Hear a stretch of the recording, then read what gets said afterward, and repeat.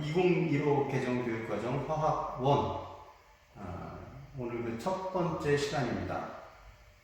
그 첫 번째 단원 생활 속의 화학, 그리고 첫 번째 과 우리 생활 속의 화학이라는 제목으로 선생님과 한번 정리를 하도록 하겠습니다.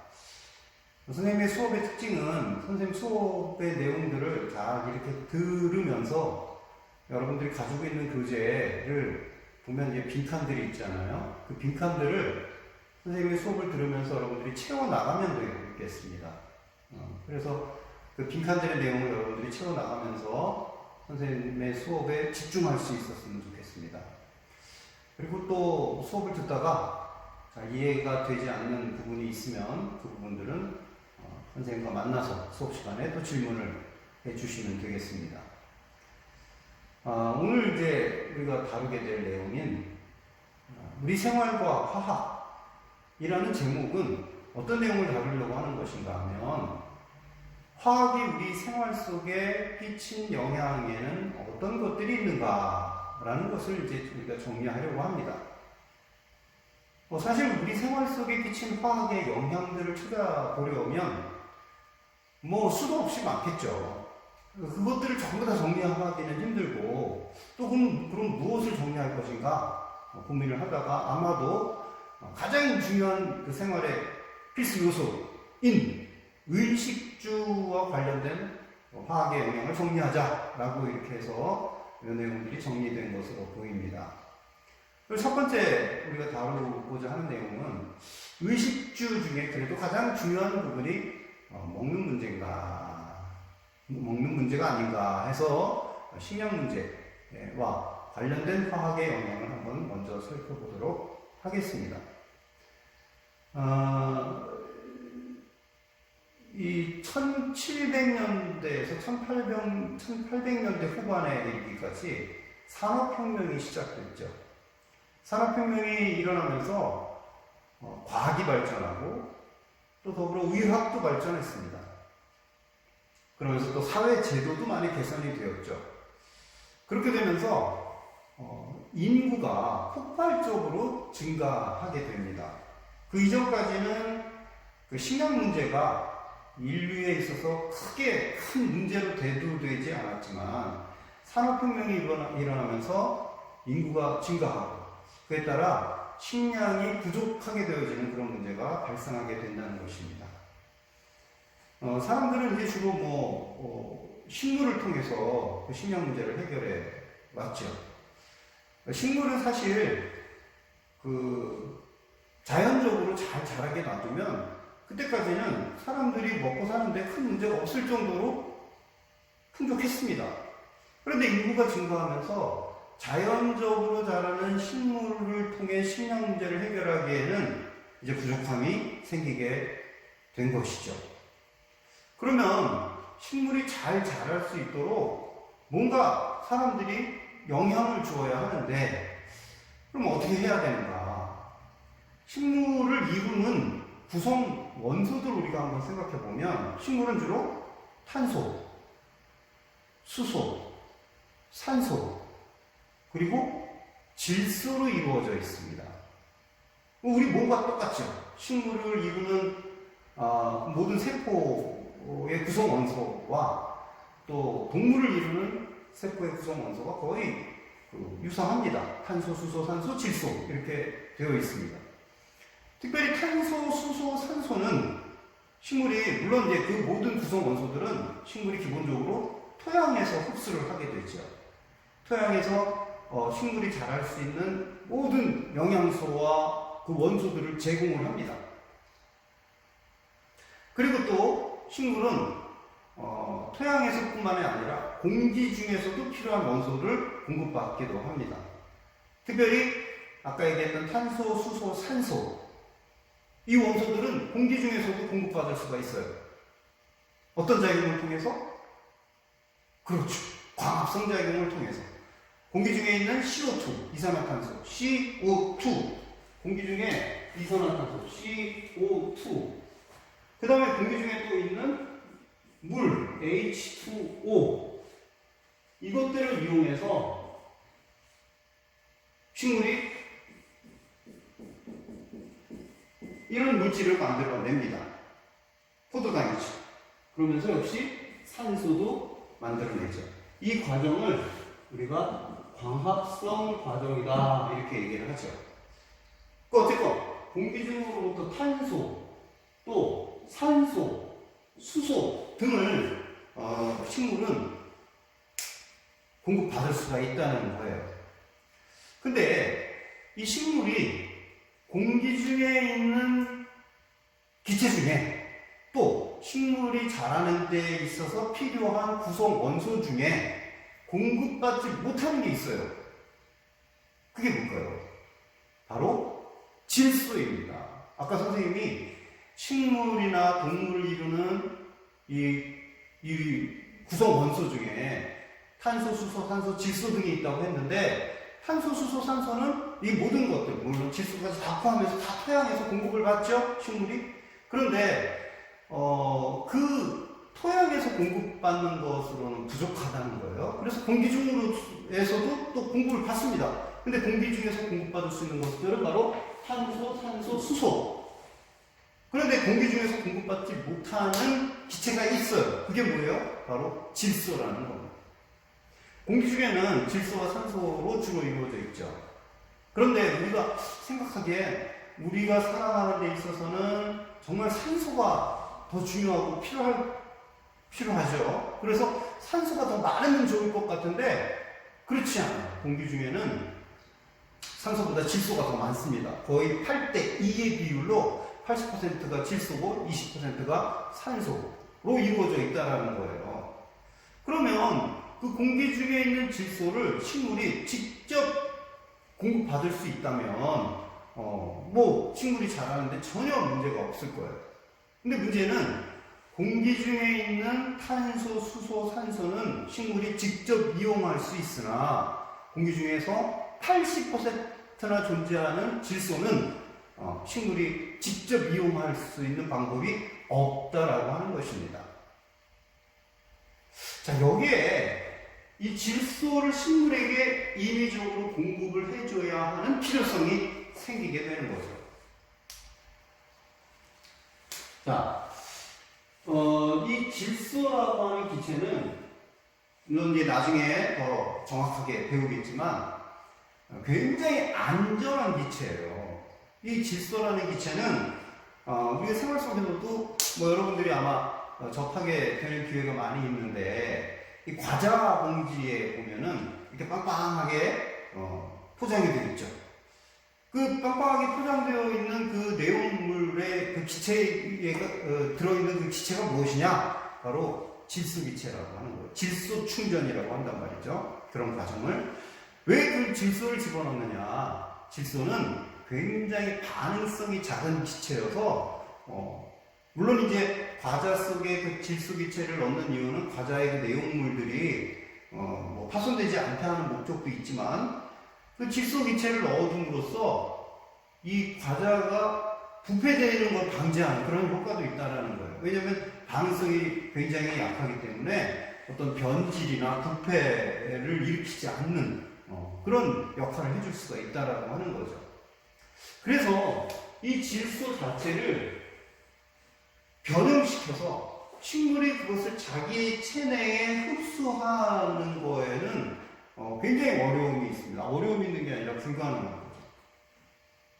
그러면 식물을 이루는 구성 원소 중에 질소가 필요한데 토양에서 공급받는 걸로 부족한 질소를 어떻게 해서 공급을 해줘야 하는가? 질소가 우리 생명체, 식물도 그렇고 동물도 그렇고 질소가 생명체를 이루는 기본 구성 원소가 된다고 아까 얘기를 했는데, 그러면 이 질소가 구체적으로 이 생명체의 어떤 부분에 이 구성 원소로 존재하는가에 대해서 한번 좀 우리가 생각을 해봐야 될 것 같아요. 어디에 그러면 이 질소라고 하는 이 원소는 우리 몸에 또는 어떤 생명체든지 간에 어떤 부분에 이 질소가 존재하고 있는 걸까요? 구성 원소로 질소가 존재하고 있는 걸까요? 우선 첫 번째는 여러분들이 잘 알고 있는 단백질이라는 게 있죠. 단백질. 단백질을 우리가 섭취를 해죠. 이 단백질은 영양소도 3대 영양소 중에 하나고 우리 몸의 기본 구성 원소도 됩니다. 기본 구성 물질도 됩니다. 단백질은. 또 우리 그 RNA를 이루는 또 기본 구성 요소도 또 이 단백질의 최소 단위체로 되어 있는데 그게 뭘까요? 그러니까 다시 말하면 단백질을 우리가 섭취했어요. 그 단백질이 우리 몸에서 분해가 되죠. 소화가 되죠. 그리고 소화가 돼서 최종 분해 산물로 나올 텐데 그것이 뭐냐는 겁니다. 바로 아미노산이라고 하는 겁니다. 아미노산. 아미노산은 어떻게 생겼냐면 이렇게 생겼어요. 여기에 몸통이 있고요. 몸통에 이런 애들이 붙어 있습니다. 아까 많이 봤던 이게 카복시산이라고 하는 거예요. 자, 이 몸통 또 왼쪽에는 뭐가 붙어 있냐면 이런 게 붙어 있습니다. 아민이라고 하는 거예요. 아민과 카복시산. 그래서 얘 이름이 아미노산. 그리고 여기에 뭐가 오느냐에 따라서 이 아미노산의 이름이 결정이 됩니다. 뭐 여기에 CH2가 올 수도 있고 또 CH에다가 여러 가지 탄소가 붙어 있는 그런 모양이 올 수도 있습니다. 그 모양에 따라서 이 아미노산의 이름이 특정한 이름이 정해지는 거죠. 자, 여기 여러분들이 보시다시피 뭐가 있어요? 이 아미노산, 단백질의 최종 분해 성물, 단백질의 최소 단위체인 이 아미노산에 바로 질소가 존재한다는 걸 우리가 확인할 수가 있습니다. 자, 그 다음에 질소가 존재하는 곳이 또 있는데 그게 어디냐면 바로 우리 몸을 이루는 각 세포 속에 들어있는 것이 뭐냐면 세포핵이죠. 세포핵을 우리가 보편적으로 뭐라고도 얘기하냐? DNA라고 얘기합니다. 우리말로 얘기하면 핵산이라고 하죠. 핵산. 영어로 하면 뉴클레익 애시드. 근데 우리가 보편적으로 뉴클레익 애시드라고 얘기하기보다는 DNA 이렇게 얘기를 한단 말이에요. DNA.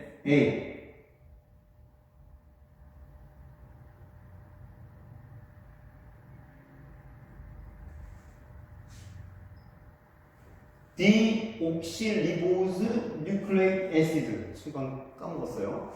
디옥실리보즈 뉴클레익 애시드. 그래서 DNA라고 이렇게 얘기한단 말이에요. 우리 간단하게 그냥 핵산 이렇게 얘기합니다. 자, 이 DNA 구조가 어떻게 생겼을까요? 여러분들이 1학년 때 통합과학에서 아마 잠깐 다뤘을 거예요. DNA의 구조. 이렇게 생겼습니다. 이것도 역시 최소 단위체가 어떻게 되냐면 인산이 있고요. 얘한테 당이 연결되어 있습니다. 이렇게.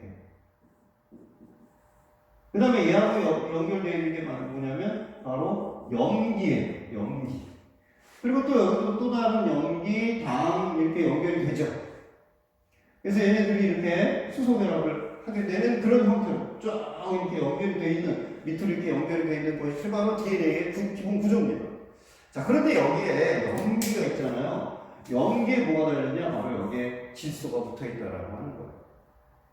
자, 이렇게 우리 몸을 이루는 세포 속의 핵, 그 핵을 이루는 DNA, 그 DNA의 구조가 이렇게 생겼는데 그 중에 염기 안에 바로 질소가 존재한다라고 하는 거죠.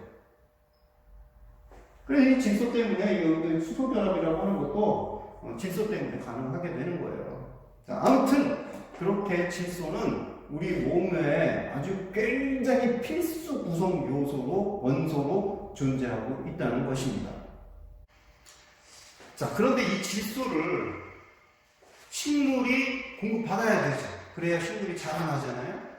근데 토양에서 공급하기에는 이제 역부족이 된 거예요. 왜? 우리 인구가 증가하면서 숫자가 너무 많이 늘어났어. 그러니까 이 수요가 공급이 수요를 따라가지 못하는 거예요. 그러니까 아무리 토양이라고 해도 토양에서 계속 어떤 영양소와 또 구성 원소들을 공급해 줄 수 있는가? 한계가 있는 거예요. 그러다 보니까 인류가 드디어 식량 문제에 부딪히게 되는 겁니다. 이거 뭘 해야 돼요? 이 식물이 공기 중에서 탄소, 수소, 산소는 공급받을 수 있지만 질소는 공급받을 수 없기 때문에 뭐를 제공해줘야 돼? 인위적으로 질소를 제공해줘야만 된다라고 하는 거죠. 그렇다고 사람들이 그러면 공기를 다 어떻게 해? 이렇게 모아다가 땅속에 이렇게 막 묻어가지고 식물이 그걸 빨아들일 수 있게 줄 수 있는가? 아, 그거 어렵다는 거예요. 자, 어떻게 했는지 한번 보겠습니다. 우선 질소가 어떻게 해서 식물이 공기 중에 있는 질소를 흡수할 수 있는지를 한번 과정을 한번 살펴보겠습니다. 직접적으로 공기 중에 있는 질소를 식물이 흡수할 수 있는 방법은, 그런 능력은 없어요. 공기 중에 있는 탄소, 수소, 산소를 식물이 흡수할 수 있는 능력은 있어요. 그건 광합성이죠. 그러나 공기 중에 있는 질소, 산소보다 4배나 더 많은 그 질소를 공급받을 수 있는, 그것을 흡수할 수 있는 능력은 식물한테 없다는 말이죠. 그럼 어떻게 해서 식물이 공기 중에 있는 질소가 식물에게 공급되는가? 이걸 한번 먼저 정리를 하고 넘어가도록 하겠습니다. 질소가 있습니다. 여기 질소가 있습니다. 여기가 지면에 땅이 있어요. 자, 공기 중에 있는 질소가 어떻게 땅속에 들어가서 여기 식물이 있어요. 식물에게 공급되는 거. 자, 굉장히 순간적이고 강한 에너지가 주어질 때 질소가 땅속에 갇히게 됩니다. 바로 번개라는 걸 통해서 질소가 땅속에 갇히게 돼요. 혹은 식물 중에 콩과 식물이 있어요. 콩과 식물. 그 콩과 식물의 뿌리에 기생 혹은 공생하는 뿌리혹 박테리아라는 세균이 있습니다. 세균. 이 세균과 바이러스는 다른 거죠. 요즘 우리 그 코로나19 이것은 세균이 아니라 바이러스죠. 세균은 박테리아라고 합니다. 박테리아. 뿌리혹 박테리아. 세균이에요. 이 뿌리혹 박테리아에 의해서 공기 중에 있는 질소가 역시 땅속에 박힙니다. 날아다니는 질소가 땅속에 딱 고정된다. 그래서 이 과정을 우리가 특별히 질소 고정이다 이렇게 얘기하기도 하지요. 그러면 질소 기체가 그냥 N2의 형태로 땅속에 고정이 되는가? 그게 아니고 NO3-나 NH4 플러스의 형태로 이온화돼가지고 땅속에 고정이 됩니다. 그럼 이제 그것을 이제 식물이 받아들이죠. 흡수하죠. 그래서 식물이 자라나게 되는 거예요. 식물의 구성 원소가 되는 거죠. 그 다음에 이 식물은 또 동물이 먹죠. 동물은 죽거나 또는 쌉니다. 그래가지고 다시 땅 쪽으로 돌아가면 얘가 이렇게 다시 NO3-나 NH4 플러스로 변하게 된다고 하는 거예요. 자, 그런데 여기서 얘가 다시 공기 중으로는 어떻게 돌아가는가? 자, 역시 이 토양 속에 있는 세균이 역할을 합니다. 뭐냐면 탈질소 세균, 탈질소 박테리아에 의해서 얘네들이 다시 공기 중으로 이렇게 돌아가게 된다. 그럼으로써 이제 질소가 이런 순환 과정을 거치게 되는 겁니다. 그래서 이제 식물이 잘 자라게 되는 거죠. 근데 이제 문제가 있다고 그랬어요. 이런 순환 과정으로 해서 식물이 질소를 공급받는데 식물이 공급받는 이 질소의 양이 이게 식물을 섭취하는 동물을 충족시키기에는 이제 부족한 상황이 된다라고 하는 거죠. 그럼 어떻게 해줘야 돼요? 얘한테 직접적으로 질소라고 하는 이 구성 원소를 제공해줘야 된다라고 하는 거예요. 그게 뭐냐? 비료죠, 비료. 그러니까 이 공기 중에 있는 질소를 식물이 섭취할 수 있는, 식물이 흡수할 수 있는 형태로 만들어서 제공을 해주는 것. 그것이 바로 비료입니다. 자, 그 일을 이제 누군가가 해내게 되는 거죠. 1909년 하버라는 독일의 과학자, 하버라는 사람이 이제 실험실에서 공기 중에 있는 질소와 또 수소를 합성시켜서 NH3라고 하는 질소 화합물, 암모니아를 합성하게 됩니다. 화학 반응식을 보면, 여러분들은 거기에 그림이 있는데, 그림 옆에다 화학 반응식을 써놓으면 되겠어요. 질소하고, 그 다음 수소를 합성시켜서 NH3라고 하는 이런 암모니아를 생성하게 되는 것입니다. 그런데 뭐 여기 개수가 이렇게 되어 있는데, 요 개수는 뭐 나중에 여러분들에게 이제 가르쳐 줄 겁니다. 이게 정확하게 배우는 건 이제 조금 있다가 배우게 될 거고요. 어쨌건 질소와 수소가 만나서 암모니아가 되는 이런 합성 방법을 바로 하버가 개발을 했다는 거죠.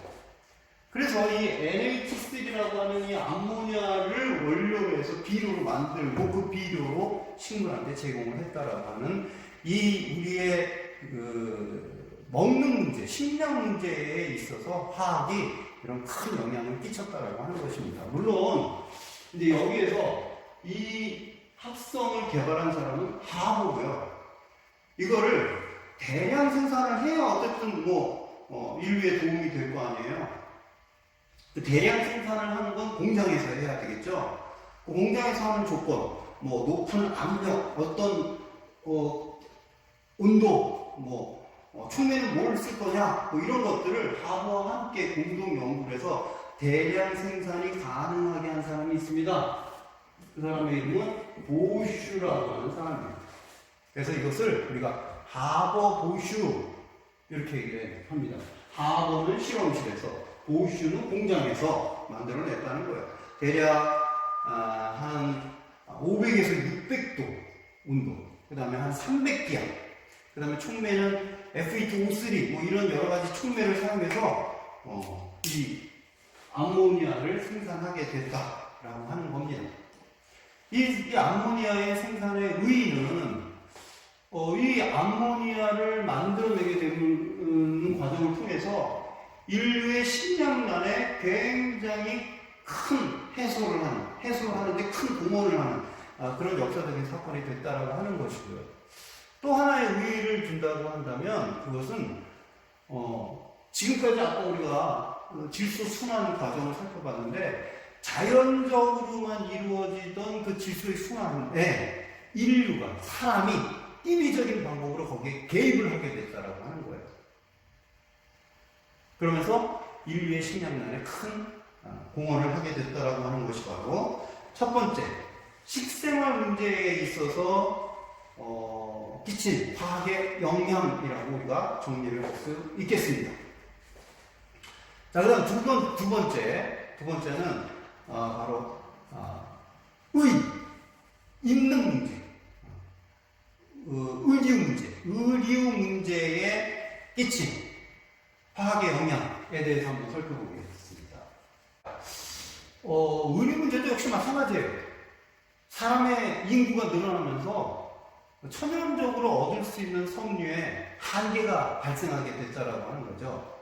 우리가 알고 있는 천연 섬유에 뭐가 있어요? 대표적인 것으로서는 면, 아니면 배, 이런 거, 아니면 동물 가죽, 이런 것들이 이제 우리가 있는 천연적인 섬유 혹은 의류가 될 수 있겠죠.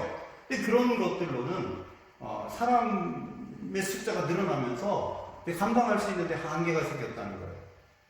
대량 생산이 힘들었다는 거죠. 그래서 이제 이 의류에 있어서도 인위적인 방법으로 대량 생산이 가능하게 하는 그런 좀 과정이 필요했었다라고 하는 거예요. 그래서 만들어낸 섬유가 뭐냐? 바로 인위적으로 천연적인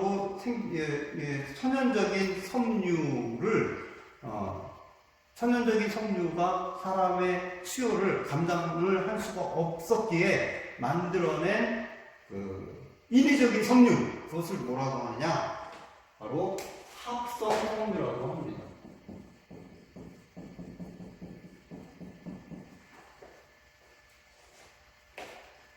최초로 만들어낸 합성 섬유는 바로 1938년에 미국 듀폰사의 캐러더스라는 사람이 바로 발명을 했죠. 최초의 합성 섬유입니다. 뭐였냐면 바로 나일론이라고 하는 거예요. 나일론은 이 천연 섬유에 비해서 대량 생산이 가능하죠. 그 다음에 굉장히 질깁니다. 튼튼해요. 잘 헤어지질 않아요. 그래서 이 선풍적인 인기를 끌게 됐는데 주로 어떤 부분으로 사용됐냐? 여성들의 스타킹. 이 나일론으로 여성들의 스타킹을 만들어내면서 굉장히 세계가 다 하나의 생활 구조, 의상 패턴이 바뀌게 되는 놀라운 혁신이 일어나게 됩니다. 그 외에도 나일론은 요즘에도 굉장히 많은 분야에 사용되고 있죠. 나일론은 어떤 구조를 갖는가, 화학적으로. 이 화학식을 여러분이 외울 필요는 없어요. 그냥 참고로 선생님이 한번 보여주도록 하겠습니다. 이렇게 생겼어요.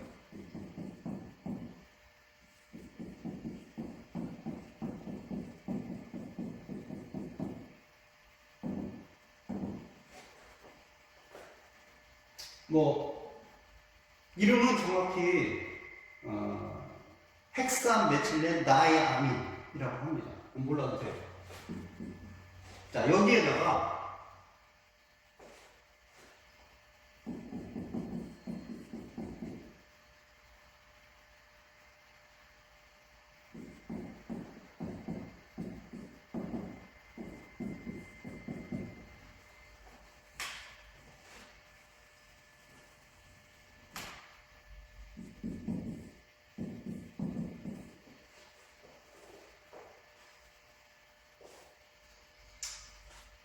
이런 화합물, 아디프산이라고 합니다. 자, 얘하고 결합을 시켜요. 그런데 이게 단순히 두 개만 결합시키는 게 아니라 여기에는 또 얘하고 결합시키고 그 옆에 또 얘 계속 결합을 시키는 거죠. 어떻게 결합이 이루어지냐면 얘의 H와 얘의 OH가 만나서 H2O가 되면서 빠져나갑니다. 특별히 참고로 이렇게 결합을 통해서 물이 빠져나가는 이런 반응을 축합 반응이라고 합니다. 몰라도 돼요. 자, 어쨌건 그래서 얘가 이쪽에도 또 얘가 이런 애가 와가지고 여기에 결합을 하겠죠? 그러면 이제 여기에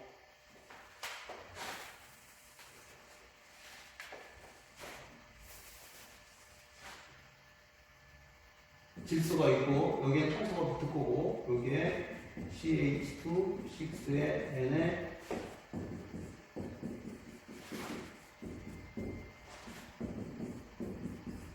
이렇게 되겠죠. 그래서 요거 하나가 이제 기본 단체가 되는 거예요.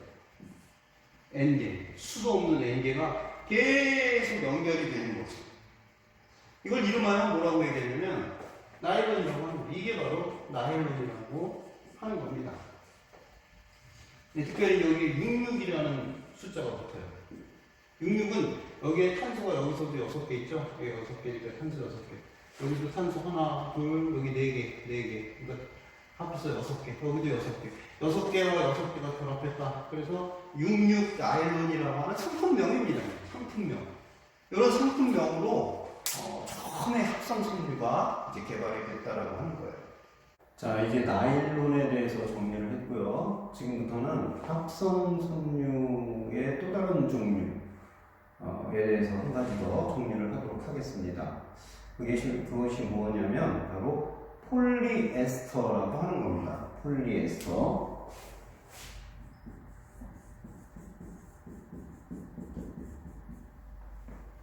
어떤 그 책에 보면 아직도 폴리에스테르라고 적혀 있는 데도 있던데 폴리에스터가 맞습니다. 폴리에스테르라고 하면 안 됩니다. 잘못된 발음이에요. 자, 폴리에스터도 뭐 나일론과 마찬가지 비슷합니다. 이렇게 생긴 게 있어요.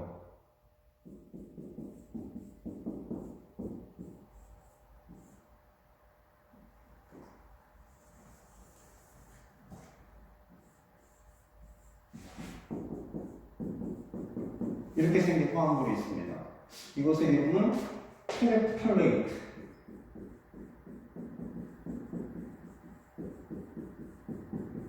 몰라보세요. 그냥 어떤 과정으로 폴리에스터가 만들어지는구나. 폴리에스터가 어떤 과정으로 만들어지는구나. 이거만 쌤이 여러분들에게 보여주기 위해서 소개하는 겁니다. 뭐 화학식 전혀 배울 필요가 없습니다. 그러니까 우리가 어떤 이런 그 섬유가 천연 섬유에서 합성 섬유로 개발되면서 어떤 과정으로 이런 합성 섬유가 만들어지는가라는 것들을 선생님이 이렇게 보여주려고 이렇게 써보는 거예요. 자, 얘하고 또 누가 만나냐면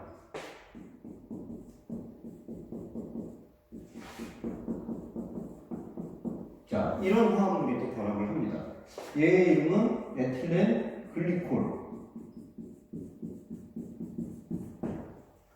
자, 그럼 얘도 아까랑 비슷하게 반응합니다. 여기에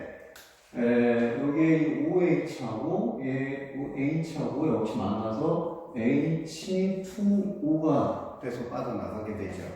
이와 같이 두 화합물이 만나서 물 분자가 빠져나가면서 결합하는 이런 반응을 축합 반응이라고 한다고 했습니다.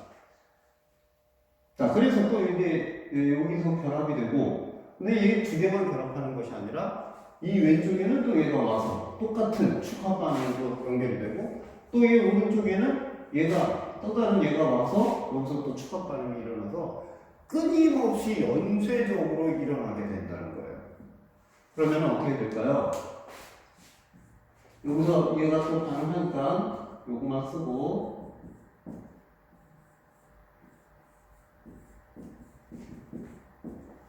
여기서 얘하고 얘하고 다른하고 얘가 남죠? 그러면 또 얘도 여기서 얘 다른하고 또 다른 OH하고 물로 빠져나가면 이렇게 해서 계속 또 연결이 되겠죠? 그래서 여기서부터 여기까지로 한 최소 단위체라고 볼 수가 있습니다.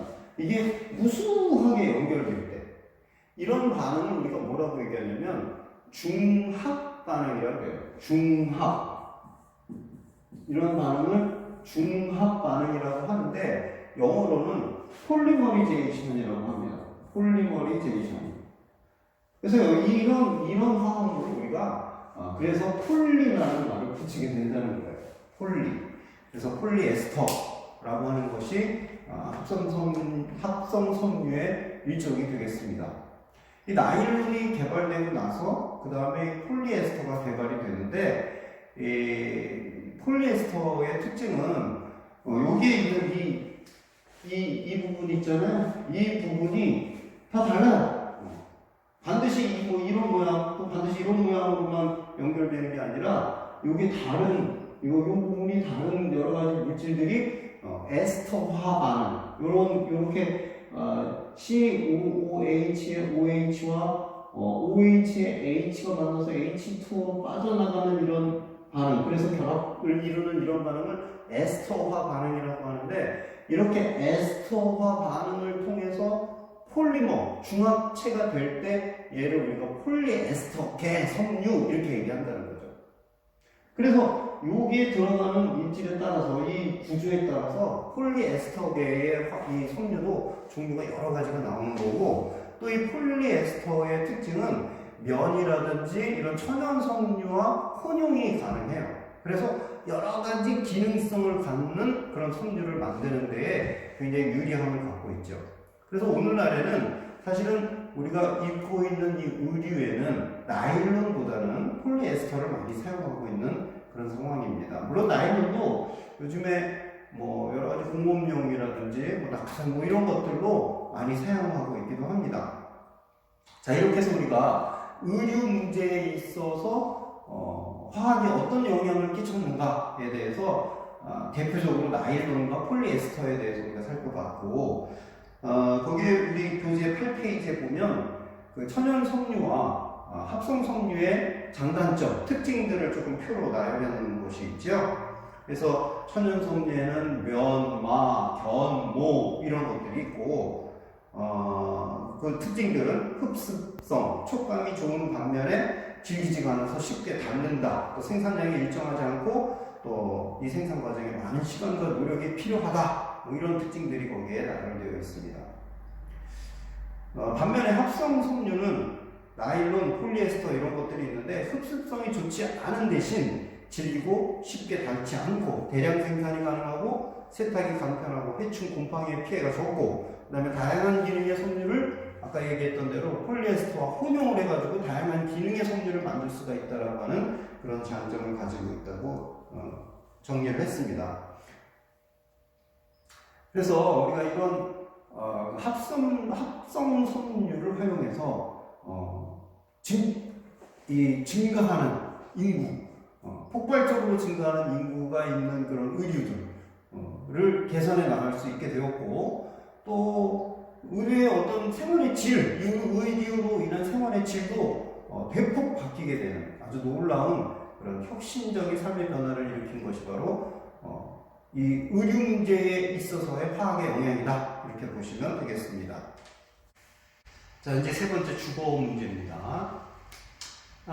주거 문제는 결국 우리가 살 수 있는 집을 만드는 문제죠. 집을 만들려면 재료가 필요하죠.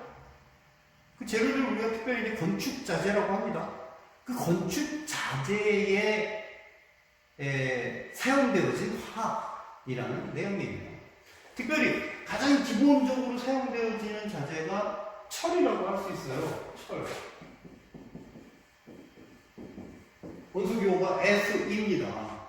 자, 이 철을 어떻게 만드는가? 철을 단순히 산에서 철을 캐서 우리가 사용할 수 있는 정도로 그렇게 철이 순수하게 존재하지 않아요. 그러면 이 철을 우리가 사용할 수 있는 순수한 철로 만들어주는 과정이 필요한데, 그 과정이 바로 화학적인 과정이라고 하는 거죠. 거기에 화학의 이론이 거기에 개입되어 있다라고 하는 겁니다. 화학의 이론이니까 화학의 과정이니까 화학 반응식을 조금 정리를 해야 되겠죠? 이것도 여러분들이 지금 이걸 꼭 기억할 필요는 없습니다. 물론 이것은 다음에 지금 선생님이 적어주고자 하는 이 화학 반응식은 4단원에서 여러분들이 꼭 기억해야 할 화학 반응식으로 나옵니다. 하지만 지금은 몰라도 돼요.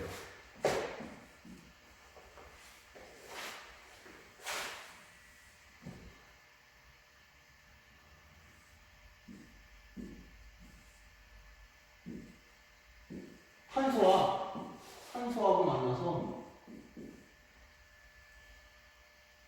일산화탄소가 되고요. 산화철, 흔히 우리가 철광석이라고 하죠. 철광석.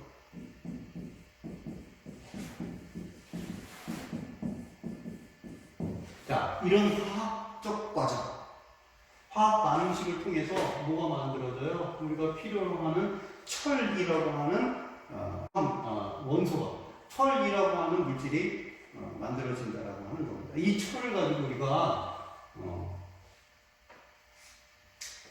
건축을 할 수 있다라고 하는 거죠. 자, 근데 이 제철 공장 가면 단순히 요 과정만 일어나는 게 아니에요. 모두 들어가냐면 철을 만들 때 들어가는 원료 중에 하나가 바로 CaCO3 석회석입니다. 얘를 가열을 해요. 그러면 이렇게 분해가 돼요. 산화칼슘이 생성되죠. 그럼 이 철광석 속에는 불순물이 들어있어요. 불순물 넘버 1, 넘버 2. 이 지구의 광물을 이루는 원소 중에 제일 많은 것과 두 번째로 많은 것이 여기에 불순물이 들어있어요. 뭘까요?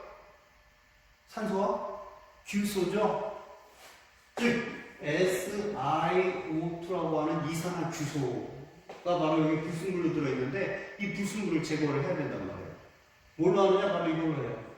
CaO하고 만나서 CaSiO3라고 하는 산화규소 칼슘이 생성되죠. 이게 뭐냐? 바로 시멘트의 원료가 되는 거예요.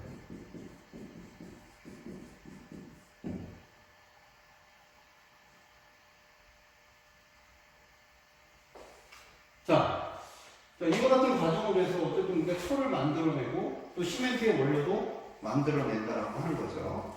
그래서 거기 여러분들이 교재를 보시면 그 건축재료의 특징을 한번 살펴보세요. 단단하고 내구성이 뛰어나 건축물의 골조, 배관 및 가전제품이나 생활용품 등으로 이용되는 것은 바로 철이죠. 방금 우리가 살펴봤던 철입니다. 두 번째, 건물 내부의 열이 밖으로 빠져나가지 않도록 하는 단열재. 부식되지 않지만 열에는 약한 이 물질도 역시 화학적으로 만듭니다. 그러나 그 내용은 생략합니다. 뭐냐? 스타이로폼이에요. 스타이로폼.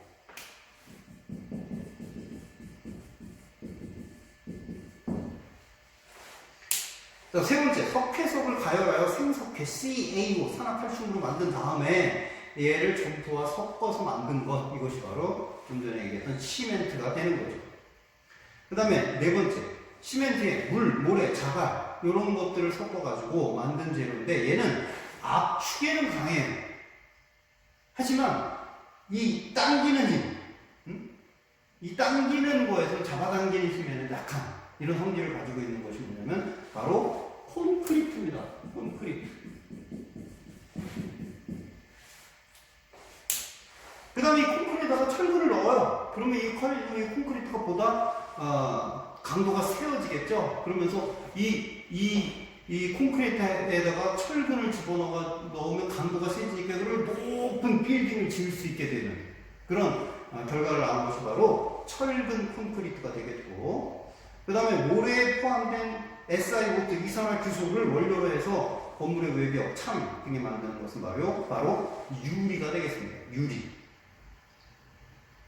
자, 이런 그 건축 재료가 발달하면서 주택, 건물, 도로 등의 대규모 건설이 가능하게 되었다라고 하는 것이 바로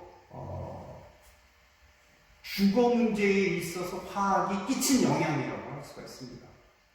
자, 우리가 지금까지 살펴본 의식주와 관련된 화학의 영향, 아주 밀접한 화학의 영향이 있음을 우리가 확인을 했죠. 화학이 없었으면 지금 의식주와 관련된 이런 여러 가지 문제들이 해결되지 않았을 거고, 그렇다면 지금 우리의 삶은 지금과 같은 삶이 되어 있지 않았을 거다라고 하는 것은 우리가 너무나 쉽게 확인을 할 수가 있습니다.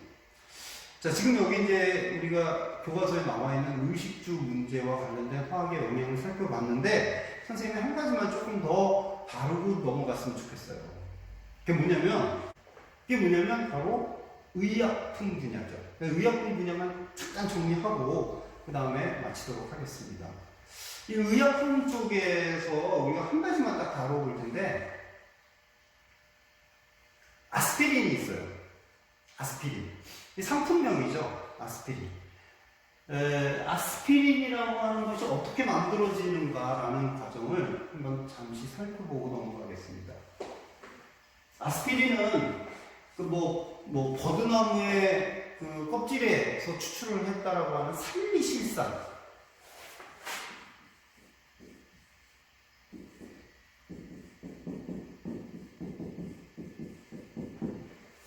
이게 이제 살리실산이에요.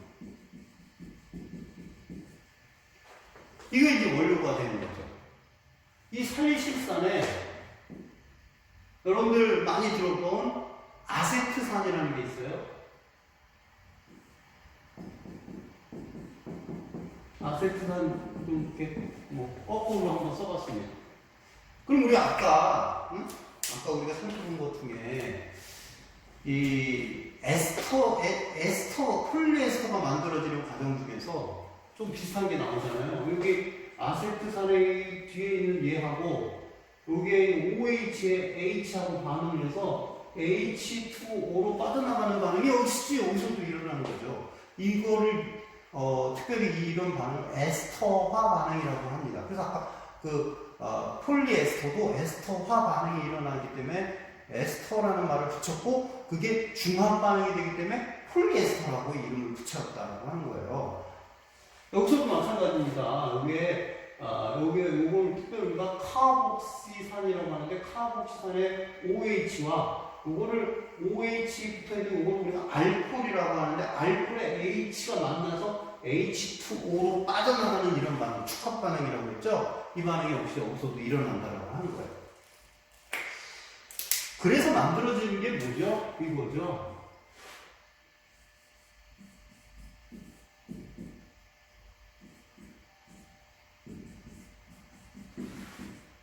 요건 그대로 있습니다. 똑같이. 자, 이게 바로 아스피린이에요. 요게 아세트산,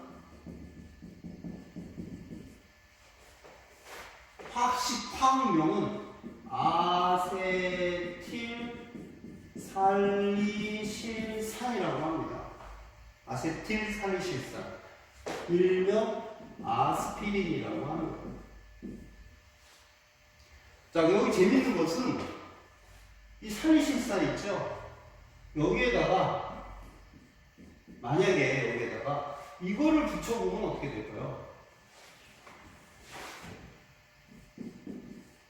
이거 메탄올입니다. 메탄올을 한번 붙여보면 반응을 할까요? 하겠죠. 왜? 얘가 이게 있잖아요. 아까 이게 카복시산이 있잖아요. 카복시산이 있고 얘는 뭐가 있어요? 알코올이 있단 말이에요. OH가. 그러면 얘하고 반응하죠. 어떻게? 이렇게. 얘 OH하고 얘 H하고 반응해서 H2O로 빠져나가겠죠. 그러면 여기에서 뭐가 돼요? 요게 생기겠죠? 얘는 그대로 있을 거고 여기에 CO에 CH3 붙어있는 이건 이름이 살리실산 메틸이라고 하는 겁니다. 얘네들의 공통점은 진통제, 얘도 진통제, 얘도 진통제, 얘도 진통제, 얘도 진통제. 차이점은 얘는 아세트산 들어가요. 아세트산을 먹으면 물론 많이 먹으면 죽죠. 하지만 이거 우리 먹기도 해요. 식초로 먹어요. 식초. 요거를 희석해서 만든 것이 식초란 말이에요. 먹어요. 그러니까 이건 뭐예요? 먹는 진통제. 자, 여기 메탄올 들어가죠. 메탄올 먹으면 죽습니다. 메탄올은 죽어요. 메탄올 먹으면 절대 안 돼요. 우리 알코올 먹는다, 술 먹는다고 할 때 메탄올은 아니에요. 술이 알코올이긴 하지만 메탄올이라고 하는 알코올하고는 이 독성이 달라요. 이걸 먹으면 죽어요. 그러니까 얘는 먹는 진통제가 아니라 다루는 진통제, 파스 이런 데 쓰이는 거예요. 자, 이렇게 의약품에도 화학의 이 영양들이 있다는 것을 대표적으로 아스피린이라고 하는 의약품을 통해서 한번 살펴봤습니다. 그 외에도 수도 없이 많이 있습니다. 그러나 우리가 그것을 다 정리하려면 1년 동안 그것만 정리해도 부족할 것 같아서 대표적으로 의식주, 그 다음에 의약품 중에 특별히 아스피린 이 내용을 가지고 한번 정리를 해보았습니다. 이 내용은 그렇게 어렵지 않은 내용으로 시험 문제에 출제가 되는데 수능에서 반드시 여기서 한 문제가 출제됩니다. 내신에서도 여기서 출제가 아니 될 수가 없지요. 특별히 이제 다음 시간부터 배울 탄소화합물과 또 이렇게 연계돼서 많이 출제가 됩니다. 그래서 그러나 이 부분에 대해서 출제되는 문제는 여러분들이 특별히 부담 가질 필요는 없는 그렇게 어렵지 않은 문제가 출제되니까 여러분들이 그냥 이 내용들을 선생님이 오늘 정리한 내용들을 화학 반응식까지 달달달 외울 필요는 없어요. 그냥 참고로 저렇게 화학 반응식이 저런 화학 반응식으로 해서 반응해서 생성이 되는구나. 이 정도만 여러분들이 알고 있으면 되고 또 여러분이 한번 받으면 또 기억에 오래 남을 것 같아서 선생님이 화학 반응식으로 소개를 했습니다. 그리고 또 우리가 화학을 배우는 데 있어서 화학의 기본 언어는 화학 반응식이거든요. 그래서 선생님이 일부러 또 화학의 기본 언어를 화학 반응식을 여러분들에게 좀 소개를 해드렸습니다. 그래서 오늘 배운 내용 이렇게 한번 쭉 읽어보면 다 충분히 이해가 될 거고 그 내용들을 출제가 돼도 어렵지 않게 문제를 풀 수 있을 거라고 생각됩니다. 자, 오늘 이 첫 번째 단원 생활 속의 화학, 그 중에서도 첫 번째 과학, 우리의 생활과 화학에 대한 내용을 이와 같이 정리를 했습니다.